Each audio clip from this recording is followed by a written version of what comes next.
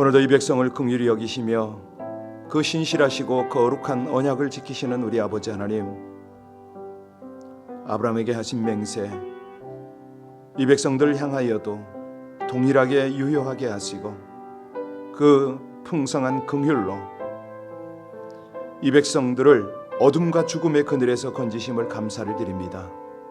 오늘도 임마누엘 되신 주님을 찬송하며 그 구원의 길을 감사로 찬양으로 따를 때에 하나님의 변함없는 은혜의 말씀들이 우리 모두를 주장하시기를 원합니다. 예수님 이름으로 감사하며 기도하옵나이다. 아멘. 캘리포니아는 산불인데 우리 중국, 동남아 할 것 없이 특별히 우리 한국에 홍수로 인해서 많은 분이 어려움을 겪고 있는 걸 여러분 뉴스를 통해서 들으실 겁니다. 여러 사람이 산사태로 또 댐에 물이 방류되는 바람에 익사도 하고 또 묻혀 죽기도 하고 그럽니다. 이 어려움 속에 우리 본분 하나님을 알고 하나님을 만나며 하나님의 이끄심을 받는, 또 어려움 중에도 하나님 의지에서 끝까지 승리하는 그런 백성들 될 수 있도록 희생된 분들이 하나님의 위로 속에 장래 모든 안전장치 잘 될 수 있도록 우리 합심으로 함께 주님 앞에 간절히 기도할 것입니다. 기도할 때 우리의 중보가 하나님의 나라, 하나님의 통치, 하나님의 구원의 역사를 온전히 이루심을 믿고, 하나님, 우리 아버지 하나님만이 우리의 소망이십니다. 하나님만이 위로시고 우리 가운데 생명, 영원한 생명이십니다. 우리 합심으로 간절히 주님 앞에 기도 올리겠습니다. 하나님, 모든 세대 어려움을 당하고 있는 환경 속에서도 우리 주님을 의지하고 주님을 찬송하며 하나님의 말씀을 따라 기도하게 하시니 진실로 감사를 드립니다. 중국뿐만 아니라 우리 한국, 우리 조국에 많은 어려움을 당하고 있고 이 캘리포니아도 산불로 인하여 어려움을 당하고 있는 것을 하나님이 아십니다. 주의 백성들이 주님 앞에 감사함으로 또 간절함으로 중보하며 기도할 때에 우리의 산 소망이 되시고 영원한 생명이 되시는 주님께서 이 모든 일을 치리 주관하시되 어려움을 당하는 자에게는 위로를 주시고 또 아버지 하나님, 사망한 자들에게는 그 가족들에게 위로를 주시며 영원한 천국 본향을 향하여 우리의 믿음의 걸음이 날마다 온전히 주를 따를 수 있도록 하나님 역사하여 주시기를 간절히 원합니다. 재해 때문에 어려움 당하는 곳곳에 중보자들이 중보하며 기도할 때에 하나님께서 보호하시고 하나님께서 모든 상황을 주관하심이 드러나게 하여 주시옵소서. 우리에게는 온전한 구원이 되시며 영원한 산 소망이 되시고 지금도 생명으로 끝없는 하나님의 은혜로 함께 하시니 진실로 감사를 드리고 이 아침에 중보하는 모든 백성들에게 새로운 힘과 능력이 되어 주실 줄 믿고 감사를 드릴 때에 예수님 이름으로 기도하옵나이다. 아멘. 아멘. 로마서 8장 12절입니다. 로마서 말씀 8장 12절로 17절까지의 말씀을 합독하시겠습니다. 같이 봉독하십니다. 그러므로 형제들아, 우리가 빚진 자로 돼 육신에게 져서 육신대로 살 것이 아니니라.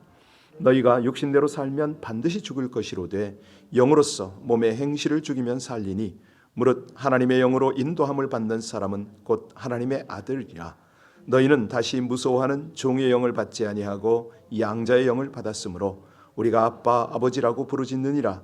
성령이 친히 우리의 영과 더불어 우리가 하나님의 자녀인 것을 증언하시나니 자녀이면 또한 상속자 곧 하나님의 상속자요 그리스도와 함께한 한석자니 우리가 그와 함께 영광을 받기 위하여 고난도 함께 받아야 할 것이니라. 아멘. 12절에 그러므로 이렇게 시작을 하죠. 그러므로, 이게 무슨 뜻입니까? 그러므로라는 것은 앞 문장을 뒤따르는 그런 어떤 연관이 되므로 이런 뜻이겠죠. 그 11절을 다시 한번 보시기 바랍니다. 예수를 죽은 자 가운데서 살리신 이의 영이 너희 안에 거하시면 그리스도 예수를 죽은 자 가운데서 살리신 이가 너희 안에 거하시는 그의 영으로 말미암아 너희 죽을 몸도 살리시리라. 그러므로, 이거거든요. 그러므로 줄여서 말하면 성령이 우리 안에 거하시면 하나님께서 죽은 목숨도 살리시리라, 이런 뜻이 되겠습니다. 우리가 살아도 죽은 사람이 있고요, 죽어도 산 사람이 있지 않습니까? 무슨 말이죠? 살아도 죽었다.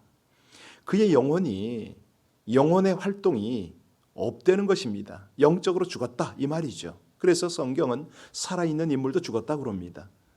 우리 안에 있는 영적 생명력이 활동을 해야 되는데 안 된다는 거예요. 조금 더 거슬러 올라가면 8장 2절에 뭐라고 그랬습니까? 그리스도 예수 안에 있는 생명의 성령의 법이 죄와 사망의 법에서 너를 건졌도다. 무슨 얘기냐면 우린요 죽음이 여러 죽음이 있다는 걸 압니다. 죄로 죽고 그죠? 뭐 영적으로 죽고 많은 것이 죽음이 있어요. 그걸 이제 우린 사망의 법이라고 그러잖아요. 그런데 생명의 법이 있다. 일반인에게 세상 사람들에게 이런 얘기를 하면 모릅니다. 심지어 타 종교의 이야기를 해도 이런 것이 잘 안 통합니다. 기껏해야 불교에서 이제 그런 말을 하잖아요. 득도를 한다. 도를 깨닫는다 이 말이죠. 득도 다음 단계가 있습니다. 뭐죠? 해탈의 경지로 올라간다. 뭐 이런 말을 해요. 그래서 그들은 수행을 하기 위해서 벽만 바라보고 3년을 수행을 하기도 하고 성철 스님 같은 경우에는 정말 철조망 쳐놓고 수년을 사람들이 가까이 오지 못하도록 합니다. 왜? 하나 깨달으려고. 그런데 우리 하나님의 말씀은 어떻습니까? 모든 것이 깨달음으로 충만한 거예요. 그런데 이게 혼자서 깨닫는 게 아니라 우리는 성령의 역사로 말미암아 깨닫습니다. 그게 다른 거죠. 그런데 성령의 역사로 깨달음을 얻으면 해탈이 아니에요. 우린 생명이에요. 영적인 생명. 비우는 정도가 아니라 그 비움에다가 하나님의 신령한 생명으로 충만하게 채운다. 이것이 일반 종교하고는 다른 것이죠. 자, 이렇게 우리가 그렇게 되는 이유가 뭐냐면 예수 그리스도께 속하는 거거든요. 하나님께 속하려고. 이것이 모든 과정도 그렇고 이게 되어진 것 자체가 하나님의 전적인 은혜입니다. 그런 뜻에서 우리는 빚진 자다. 우리가 잘한 게 없잖아요. 뭐 제대로 하나님 앞에 드려진 것도 없고 그런데도 불구하고 하나님은 일방적으로 이런 은혜를 베푸셨다. 그래서 우리는 빚진 자다. 여러분 옛날에 빚진 자들은 어떻게 살았습니까? 그 빚을 다 갚기 전에는 머슴으로 살았습니다. 체주의 종으로 지낼 수밖에 없었어요. 아주 하라는 대로 해요. 자, 그래서 오늘 본문이 그걸 비유를 합니다. 너희가 육에 사로잡혔냐? 죄의 상태로, 죄의 종으로 산다. 육신대로 살 수밖에 없다. 이 말씀이 12절인데요. 우리 12절 다시 읽겠습니다. 그러므로 형제들아 우리가 빚진 자로 돼 육신에게 져서 육신대로 살 것이 아니니라. 그 빚이 육신에게 진 빚이 아니라는 거죠. 그래서 육신대로 살면 안 된다는 겁니다. 왜냐하면 그렇게 살면 반드시 죽을 것이기 때문에 우리가요 예수 그리스도를 믿음으로 생명을 얻은 사람이잖아요. 그런데 왜 죽을 짓을 하냐 이거예요. 왜 죽을 일을 하냐 이겁니다. 우리가 하나님의 아들이 되었는데 예수 그리스도와 함께 영원한 복을 이제 받고 그걸 누리고 살아야 되는데 왜 그렇게 사느냐? 육신대로 살아? 그러면 넌 죽을 수밖에 없지. 13절 14절 같이 읽겠습니다. 너희가 육신대로 살면 반드시 죽을 것이로되 영으로서 몸의 행실을 죽이면 살리니 무릇 하나님의 영으로 인도함을 받는 사람은 곧 하나님의 아들이라. 여러분 그렇습니다. 우리가요 정확히 말해서 하나님의 아들, 누가 하나님의 아들입니까? 참 아들은 예수 그리스도밖에 없지요. 우리는요 양자입니다. 양자. 입양이 되어진 겁니다. 그래서 인정을 받았어요. 양자도 자녀는 자녀죠, 그죠? 근데 양자와 종은 다릅니다. 종은 주인을 무서워하죠. 그런데 자녀는요 부모를 사랑합니다, 그죠? 따릅니다. 이 아들이 딸이 아버지를 무서워하지 않죠. 공경은 합니다. 그러나 무서워하지는 않습니다. 왜? 가족이니까, 사랑하는 관계니까. 그래서 우리가 아버지를 뭐라고 부르죠? 15절에 아버지를 뭐라고 부르는가? 같이 읽습니다. 너희는 다시 무서워하는 종의 영을 받지 아니하고 양자의 영을 받았으므로 우리가 뭐라고 부른다고요? 그렇습니다. 아빠, 아버지다. 여기 그냥 부르는 것이 아니고 어떻게 부른다고 그랬습니까? 아니, 어떻게 부릅니까? 그렇습니다. 부르짖는다. 우리가 하나님의 자녀가 되고 하나님께서 우리가 우리 아버지가 된 것을 생각할 때마다 왜 부르짖어요? 기쁨이 넘치니까, 감격이 되니까. 여러분, 이거 그냥 놓쳐서는 안 됩니다. 양자가 된다는 것은요, 본래 속했던 가족으로부터 완전히 떨어져서 새 가족이 된다는 거 아닙니까? 딴 사람이 된다는 거예요. 그래서 저와 여러분의 이제 새로 바뀐 성이 뭐라고요? 하시 아니면 예시 아닙니까? 다 알아들으시네요. 예. 새 가정의 전통과 규범을 따라가는 거예요. 예의, 교육, 관계 뭐 이런 것들이요. 예, 언어, 행동 방식 다 달라져야 됩니다. 우리가 지금 하늘 명품 가정에 속했기 때문에 명가잖아요. 거기에 맞는 걸맞는 품위가 있어야 돼요. 사실이요, 왕이 있는데 이 왕위를 물려줄 자녀가 없다고 한번 생각해 보세요. 그러면 어떡합니까? 촌수를 따지잖아요. 가장 가까운 서열에 있는 자를 왕으로 옹립을 하죠. 그런데 그 왕가의 아들이 귀해서 촌수가 아주 먼 왕족 가운데 한 사람이 왕위에 올랐다고 생각해 보자고요. 그 가정은 왕손의 가정은 맞지만 가세가 기울었습니다. 가난합니다. 아주 평민 중에서도 거의 머슴처럼 살아왔다고 그렇게 한번 가정을 해보세요. 자, 그 아들이 왕궁에 오면 그 다음엔 뭐 해야 됩니까? 씻고 뭐 다 준비를 시킨 다음에 수업을 받아야 될 거 아닙니까? 그런데 그 수업 내용이 간단합니까? 간단치 않거든요. 쉽지 않습니다. 고됩니다. 네. 거북하고 불편하기도 하고 뭐 옷도 안 맞고 그렇잖아요. 그냥 막 흙에 뒹굴어도 되던 아이가 갑자기 와가지고 뭐 채통이고 뭐 하면은 거추장스러워요. 귀찮아요. 그래도 그는 옛날 삶으로 돌아갈 수가 없는 거죠. 뭐 언어, 식사 예절, 걸음걸이 뭐 다 이런 것이 왕의 채통과 품위를 지켜야 되잖아요. 걸맞게 이걸 훈련해야 돼요. 그냥 뭐 언어도 다 달라지네요. 아바마마, 어마마마 뭐 이러고 해야 되잖아요. 여러분, 사실이요, 미국 사회도 그렇습니다. 상류 계층을 가만히 보세요. 식사가 달라요. 유대인도 그러지 않습니까? 딱 식탁에 앉을 때 뭐 복장, 뭐 이게 격식 제대로 합니다. 촛불 쫙 켜고 가족대로 수대로 최고의 그릇에 최고의 음식들이 쫙 나오잖아요.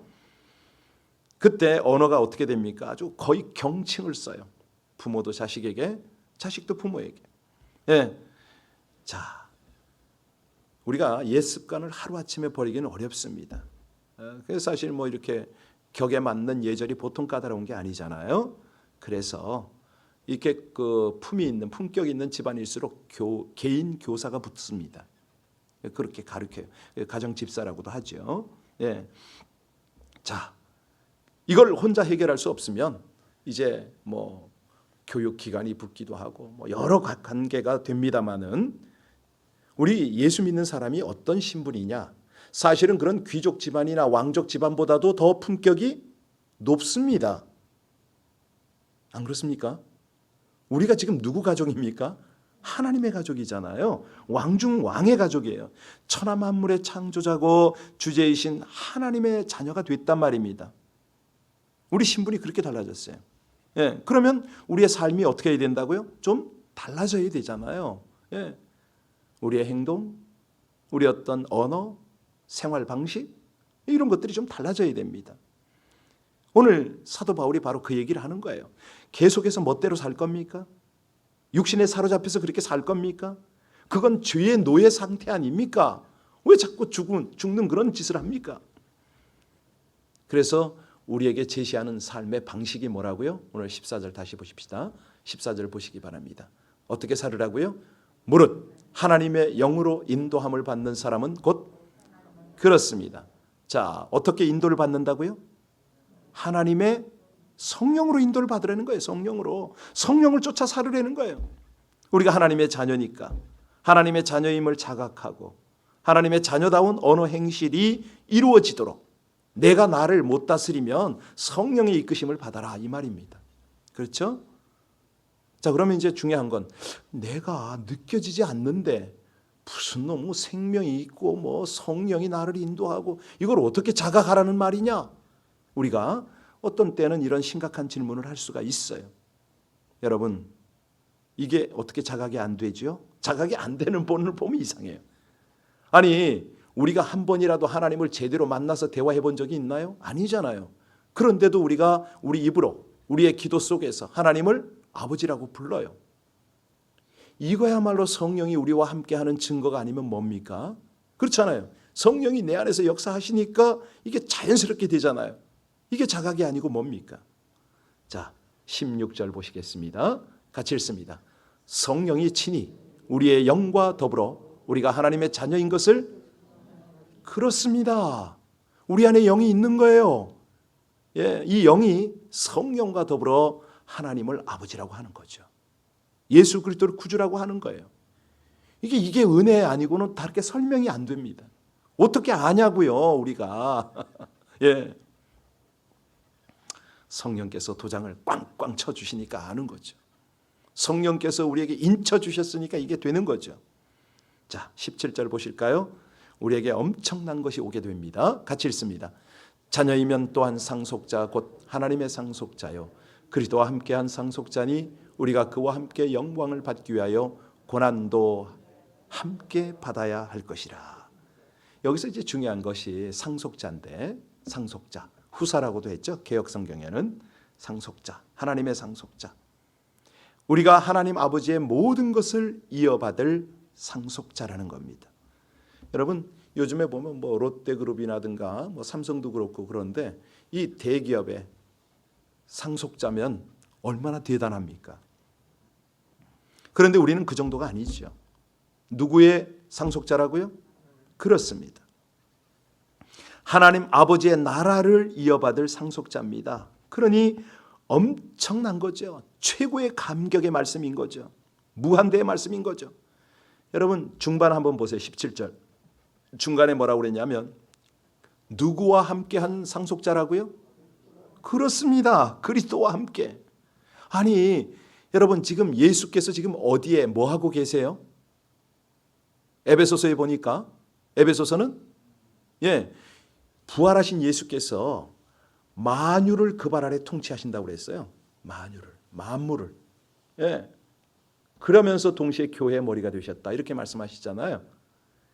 이 분과 함께 상속자다. 이건 보통 일이 아닌 거죠. 우리가 그분이 누리는 영광 또 그분이 가지신 권세 이걸 함께 누릴 수가 있다는 거죠.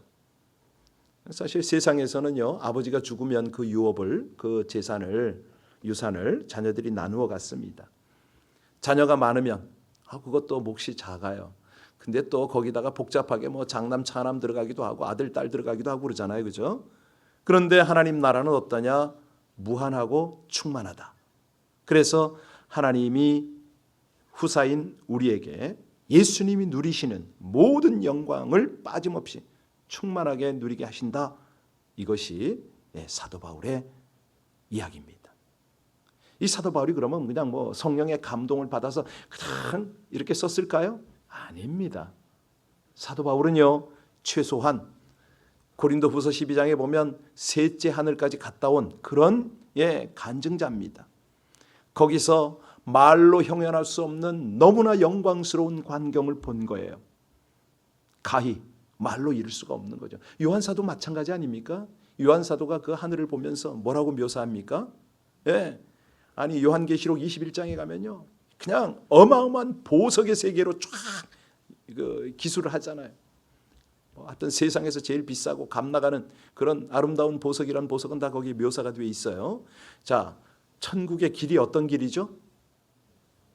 맑은 유리 같은 99.9%도 아니고 100% 퓨어 골드입니다. 정금 길이더라. 아니 천국 길이 그 정도면 집은요 말할 것도 없는 거죠. 근데 이런 것이 무슨 표현이냐면 너무너무 아름다운 나머지 인간의 묘사로는 이렇게밖에 표현을 못하겠다 이 뜻입니다. 비교가 안 되는 거예요. 그런 하늘나라. 그 하나님의 모든 위협들을 우리에게 주신다는 거죠. 그래서 사도 바울이 17절 후반부에 뭐라고 결론을 맺습니까? 17절 후반절 보시니까 자, 상속자니 우리가 그와 함께 영광을 받기 위하여 뭐도 받아라? 그렇습니다. 고난도 받아라. 그러니까 우리가 주 예수 그리스도와 함께 받게 될 엄청나고 놀라운 영광을 생각한다면 이 땅에서 우리 주와 더불어 잠시 잠깐 받는 고난 당연하다는 거죠. 여러분, 아니 가시관 없는 면류관이 있다고 그랬습니까? 예, 그러니까 똑같습니다. 우리가 언제든지 얼마든지 이런 고난쯤은 즐거운 마음으로 받을 수가 있는 거죠. 그래서 사도 바울이 그런 말을 하잖아요. 육신에 속한 모든 것을 뭘로 여긴다고요? 그렇습니다. 배설물로 여겼다, 똥으로 여겼다는 거예요. 일생 동안 결혼도 하지 않습니다. 독신으로 지냅니다. 왜요? 주를 위한 헌신을 하려고. 나중에는 예수 그리스도를 위하여 기꺼이 자신의 목숨을 바치면서 순교했잖아요. 그때 한 말이 뭡니까? 물론 이제 그 전에 한 말이지만 로마서 8장 18절 예, 내일 볼 건데 거기 보면 뭐라고 그러냐? 예, 생각컨대 현재의 고난은 장차 우리에게 나타날 영광과 좋기 할렐루야. 그렇습니다. 여러분 이거 믿으세요? 그럼 고난 받으러 가야죠. 가야죠. 예, 당연히 불편하게 살아야죠. 조금 더 예, 뭐 어렵게 살면 그게 뭐 대수입니까? 네, 그렇습니다. 예수 그리스도와 함께 하나님 앞에서 누리게 될 영광을 생각한다면 뭐 이 땅에서 잠시 잠깐의 불편함 고난 얼마든지 감수할 수가 있지 않습니까? 그래서 우리 예수님이 우리에게 허락하신 남은 십자가 기쁨으로 질 수가 있어요. 예, 충성스럽게 헌신할 수가 있고요. 이런 사람이 어떤 사람이다? 성령을 따라 사는 사람이고 하나님의 바른 자녀다. 성령께서요, 우리의 걸음을 반드시 하나님 아버지의 나라에 안전하게 인도해 주실 것을 믿으시기 바랍니다. 우리가 양자의 영을 받잖아요. 그리고 살아가면서 어렵고 힘들 때가 많습니다. 그럴 때마다 우리는 어떻게 이 어려움을 돌파해야 됩니까? 아빠 아버지 부르면서 아빠 아버지, 아버지가 계시고 아버지가 능력 주시기 때문에 제가 이것을 이겨낼 수가 있습니다. 아랠 수가 있어요. 그럼 하나님이 들으세요. 문제를 해결하셔요. 좋은 것으로 채우세요. 이것이 뭐냐면 하나님의 상속자기 때문에 그런 거죠. 이게 그렇게 되는 거예요. 근데 관건은 뭐냐면 믿음입니다. 믿음. 우리 속에 그런 믿음이 있느냐 정말.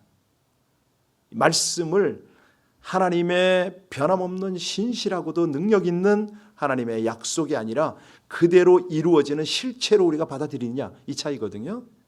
그래서 이 새벽에 나와서 또 말씀을 듣고 기도하고 그러는 거 아니겠습니까? 우리가 이 땅에 사는 동안에 육신대로 육신에 끌려 살면 반드시 죽는다고 되어 있습니다. 예. 그러나 몸의 행실을 죽이고 하나님 아버지를 기쁘시게 하고 하나님의 영광을 드러내는 삶을 살면요, 예, 그것이 너희 신분에 걸맞는 것이다. 그렇습니다. 우리 17절 다시 한번 읽고 기도하겠습니다. 17절 말씀입니다. 자녀이면 또한 상속자 곧 하나님의 상속자요 그리스도와 함께 한 상속자니 우리가 그와 함께 영광을 받기 위하여 고난도 함께 받아야 할 것이니라. 기도하시겠습니다.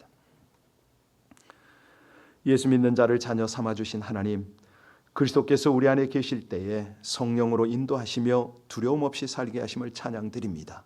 죽을 수밖에 없는 죄인이 은혜로 구원을 받아 자녀 되었사오니 제 안에 함께 하시는 성령을 의지하여 성령의 인도하심을 따라 예수님을 닮아가는 하나님의 자녀로 살게 하여 주시옵소서.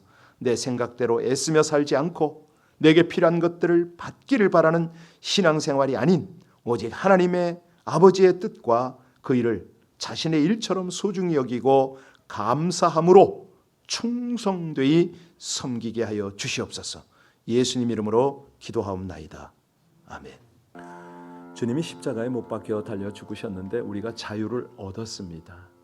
이게 깨달아졌는데 이제 누려져야 되겠죠. 아직 안 깨달아졌습니까? 깨닫게 해달라고 기도하시고, 못 누립니까? 누리게 해달라고 기도하셔야 됩니다. 오늘 이제 주일을 준비하는 토요일 아닙니까? 우리 함께 많은 사람들이 예배당에 못 나옵니다. 두려워합니다. 별의별 이유가 다 있는 거죠. 더러는 합당한 이유도 있습니다만 그러나 정말로 주님 전에 나와 함께 예배할 수 있도록 여러분 기도 좀 해주세요. 우리가 1부, 2부 3부 4부면 어떻습니까? 아니 5부 6부면 어떻습니까? 저는 가족 단위로라도 좀 제발 좀 와서 제가 예배 인도하는, 둘도 좋고 부부가 와도 좋고 아이 데리고 와도 좋고 예배 좀 인도해 드리고 싶어요. 물론 온라인도 예배는 예배입니다마는 그 예배가 아니라는 얘기가 아니고, 중요한 것은 하나님의 전에서 정말 진정과 신령의 예배를 드리려는 그 중심을 드리는 이 모습 필요하거든요. 우리 함께 기도할 때 사람들이 정말 하나님 앞에 예배하는 그 우선순위의 삶을 놓치지 않게 해달라고, 정 못 와서 온라인에서 예배를 드린다면 바른 예배가 되게 해달라고 우리 함께 중보해 주시고, 무엇보다도 오늘 말씀을 붙잡고 하나님의 사랑받고 상속받은 그 특권, 의무도 잘 감당하게 해달라고 우리 합심으로 함께 간절히 주님 앞에 기도 올리겠습니다. 오직 아버지 하나님의 은혜로 이 새벽에 주의 전에 있습니다. 하나님 감사합니다. 신실한 약속의 말씀을 이 백성들에게 허락하시고 그 말씀들을 하나하나 헤아리며 주의 뜻을 쫓게 하심을 진심으로 감사를 드립니다. 우리를 상속자 삼으셨사오니 그 귀한 특권에 걸맞는 책임을 잘 감당하게 하여 주옵소서. 아무리 어려워도 아무리 힘들어도 그 믿음의 길, 고난의 길, 그 길을